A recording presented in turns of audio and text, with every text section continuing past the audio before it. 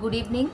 কালকে আমরা class 9-এর profit and লসের 10.1-এর একের যে টেবিলটা আছে সেটা আমরা করছিলাম। তো আমরা প্রফিটটা বার করেছি, আজকে আমরা যেটা করব সেটা লস। কালকে আমরা করার পরে তোমাদের বলে দিয়েছিলাম যে লসটা কীভাবে বার করবে, ঠিক আছে?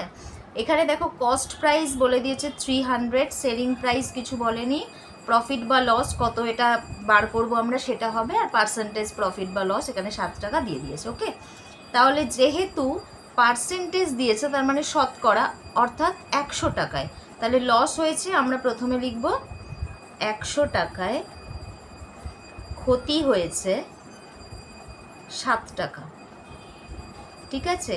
তাহলে 100 টাকায় যদি ক্ষতি হয়ে থাকে 7 টাকা, তাহলে 1 টাকায় ক্ষতি হবে কত? 1 যেহেতু কম, তাহলে আমরা ওপরে 7টা লিখে 100 দিয়ে ভাগ করে দেবো, এত টাকা।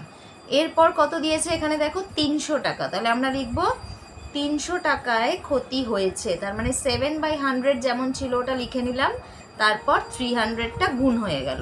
এই 100 দিয়ে যদি আমরা 300কে কেটে দিই আমরা কত পাচ্ছি? 3, তাহলে 7 × 3 মানে 21। তাহলে 300 টাকার মধ্যে 21 টাকা ক্ষতি হয়েছে। এবার কালকে যেহেতু আমরা প্রফিট বার করেছিলাম সেই জন্য আমরা অ্যাড করেছিলাম, এটা যেহেতু লস আমরা মাইনাস করব। তাহলে আমরা কি করব, কত টাকায় সে বিক্রি করেছে, তাহলে 300 টাকা থেকে এই 21 টাকাটা আমরা মাইনাস করব, অর্থাৎ 21 টাকা যদি মাইনাস করি তাহলে এটা কত হচ্ছে? 279 টাকা। তাহলে তোমাদের কাছে নিশ্চয়ই ক্লিয়ার। আমি কালকের অঙ্কটা একবার তোমাদের দেখিয়ে দিচ্ছি। দেখো এখানে আমরা যখন আমরা প্রফিট করেছিলাম তখন কি করেছি, 125 যেটা বেরিয়েছে 500-এর সাথে অ্যাড করেছি, করে বিক্রয় মূল্য বার করেছি।